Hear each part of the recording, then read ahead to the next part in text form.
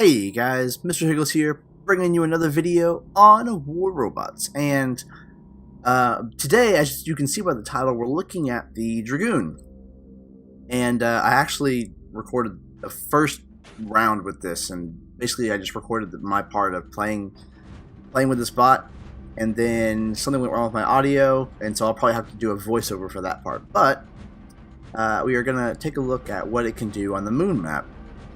And I was saying in that video, before I realized that my audio was cutting out, that its range is 600 meters, and it's a very, very powerful weapon now. We're definitely gonna. I'm kind of nervous about all this activity. I kind of probably want to play with this little hill, to my advantage, and just kind of have my weapon sticking out, because I don't want to get annihilated, basically. And it's team deathmatch, and me and the guys have been talking, the guys from the podcast, and we basically are wondering why, if the things for if we're doing the tasks, why is team deathmatch in the rotation for random mode if we need beacons as part of some of the tasks? Like, it just doesn't make sense at all. Hold on. One shot. There it is. Oh, now mine are only level 9. And that's it. And I feel like even at level 9, they are highly competitive. Highly competitive. I'm taking my level 9 Dragoon, one of them, to level 10 right now. And it's costing me 14 million silver just to get it to level 10. So they're definitely not a cheap weapon. Oh no. No. No. Oh, thank goodness. Crud. It would help if I was aiming correctly. But they definitely take a lot of silver to upgrade, for sure. I've been speeding up upgrades like crazy. Fudge. Alright, guys. So this is the part of, the first part that I recorded where my audio just cut out. And it really, really sucked. But I figured I would use this time, instead of providing actual commentary what I actually was doing, then I would actually give you some statistics on the Dragoon, or kind of all about it, basically. So at level 9, so at mine at level 9 again for the 5th time, they do 6,410 damage per shot, with a 12-second reload time from empty to full, and they have a 600 meter range. Now you might be thinking, well, comparatively, what's the difference here? Well, the Ember is 350 meters. It has a 5-second reload timer, but it only does about 490 per second or so. I'm not exactly sure how that evens out. But a Tempest bullet does 1,560. A level 11 Zeus actually does 15,000 damage per volley. But see, I can unleash 3 or 4 of these. So if I was running 3 Zeus at level 11, now granted those are level 11, these are level 9. If I was to unleash 3 Zeus, 15,000 times 3 would be 45,000 damage, just right there in about 3 seconds. Now, again, my Dragoons are at, again, level 9. They're doing 6,410 per volley. You do that times 3, so I'm doing 19,230 damage per hit with these things. Now, if I do this over 3 seconds, I can get about 3 shots per second. Times that times 3, I'm actually doing 57,690 damage for about the same time my level 11 Zeus could do 45,000 damage. So that kind of puts it in perspective for you. I mean, it really does for me, that these do more at level 9 than my level 11 Zeus does, which, that's crazy. But then, Zeus costs, what, like 1,200 gold, and these cost, like 150 or so, I think, per weapon. If you just buy them straight out without building any of the components, so, I can't remember if it was like 150 or something. It was close, either way. So they need to be doing at least a little bit more, because, again, they're more expensive to come by. Alright guys, so we're finally hopping in. I think this will be the final match that we look at the Dragoons on, and as you can see I've taken them off my Fury, changed up my hanger, and I threw one on the Inquisitor with Scourge, because the Scourge and the Dragoon have the same distance, the same range, and then the Carnage as well. So let's see what we can do here. I see an overwhelming amount of shock trains over there, so we might just get annihilated here. Barely got him.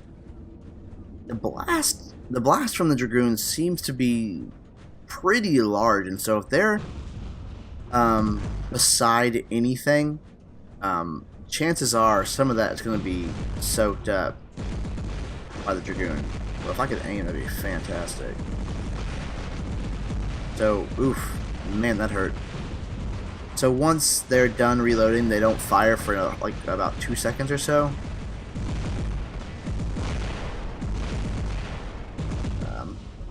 Kind of afraid of getting shot by him again. I'll go down way too fast.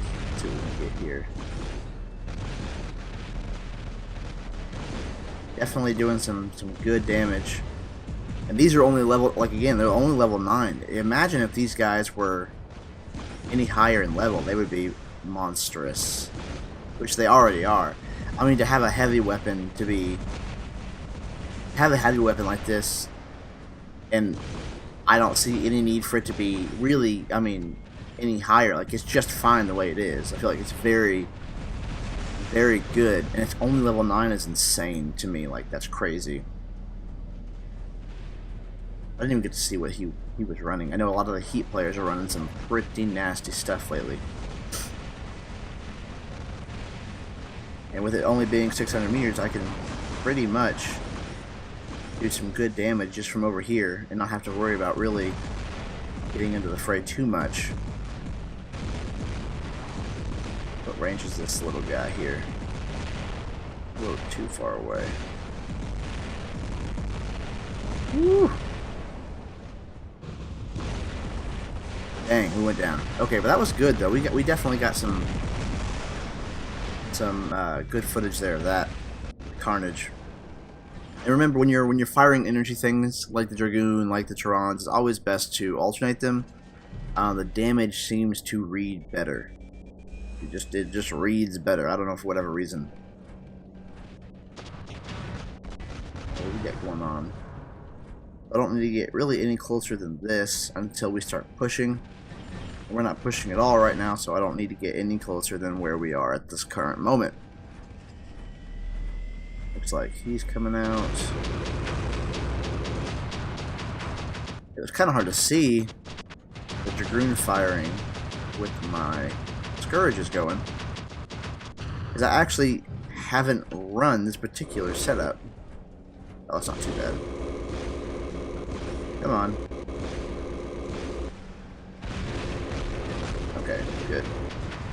This is actually a really decent setup in my opinion already. I really enjoy it already. And it kind of helps the Inquisitor's weakness anyway, because the Inquisitor, once it goes down, or once it's out of stealth mode and you're by somebody, it does go down pretty quickly. The only downside to this particular build that I can see is the Scourge. You don't need to be looking at your opponent for them to still be locked onto it and hitting your opponent. But you've got to be facing them straight forward with the Dragoon. So that is one thing to keep in mind. But if you're not really running the Bulgasari, it's not that big of a deal. Right, let's see if we can make our way over a little bit and see if we can kind of flush them out. That's really what they're doing. So I'm going to come this way and see if I can get anything on them on this side. Oh, I'm surprised I didn't hit. Ooh, fired upon. Oh, go down, man, go down. Gotcha. And I was gonna say, I don't think we can get him quite yet. We'll be doing okay over there.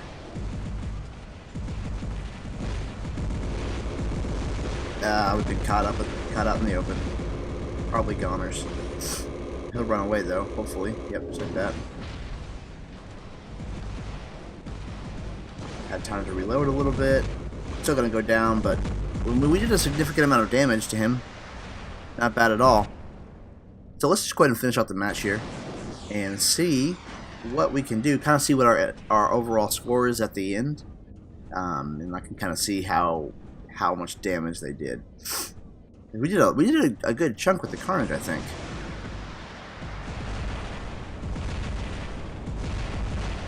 Just waiting for him to let a stealth. That felt like longer than 5 seconds. Maybe I'm crazy.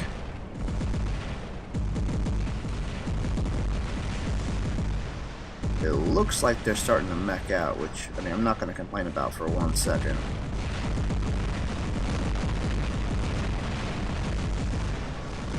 And we're actually not doing too much damage from after the Dragoons are gone, so that'll be easier. Oh, this is good.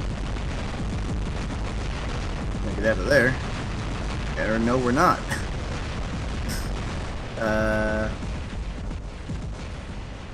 Oh snap! I was gonna get him with my vortexes.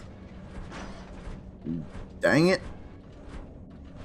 And we're pretty far away from anything, so we're just gonna see if I can make a little distance here. I don't generally, just with the way the game is turned, I don't like usually to close the distance, just like with jumping with the Griffin, because anything and everything can shoot you out of the air and kill you. Let's see, we were so far away. Didn't bother me too much. Definitely the closest guy to us. Not that will, yep, not that we'll be able to do anything to him.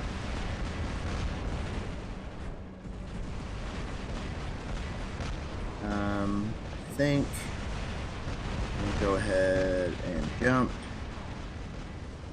Yeah, should have walked just a tad more. That's all right. We don't have too many guys left. And it looks like we're pretty useless here at the end, so pretty much all of our damage is going to come from those Dragoons, which is actually going to help us figure out how much damage we really did.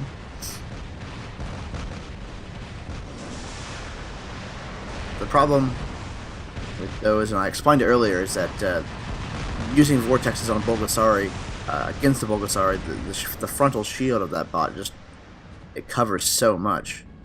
And on my tasks, I really need beacons, so I hope I can get over here and grab this beacon before he does. I know that sounds terrible. No, it's not good. So he doesn't see me as much of a threat at this point, which is fine. We didn't. Oh, that is so depressing. I wanted to like see how much my vortexes did against a stalker so close. One guy left. Angry bastard. And if I jump, I might actually be able to get something on him. Can we? Can we? A little something. Not too bad. Again, my vortexes are level 9 as well, so just keep that in mind if you're kind of rating their damage output. So predominantly, our damage was done just in the first like 4 or 5 minutes of the game with Dragoons and some Scourges. So I'm interested to see how much damage we were able to do just from those weapons. +4, so at level 9, just for that little bit of time, we were able to do pretty close to like 450, 500,000 damage. I didn't do too much with anything else in that match. So just from Dragoons alone, I would say a solid 400,000 at level 9 for just the first couple of minutes of the match. And if you can imagine what those would have been like at level 10, level 11, MK11, or MK2, 11, and 12, like those would be absolutely insane. I really like them. I think they're great. I highly recommend them. I hope you enjoyed the video. I hope you learned a little bit of something. Kind of felt how they were. I think they're great. My favorite build so far though is still the Fury.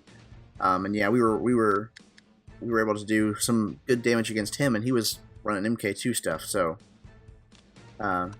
not too upset about that. And let's see, yeah, that Lancelot was level MK2 as well. But we definitely did some good damage. So anyway, hope you guys enjoyed it. Leave a like, subscribe for more content, and until next time, take care.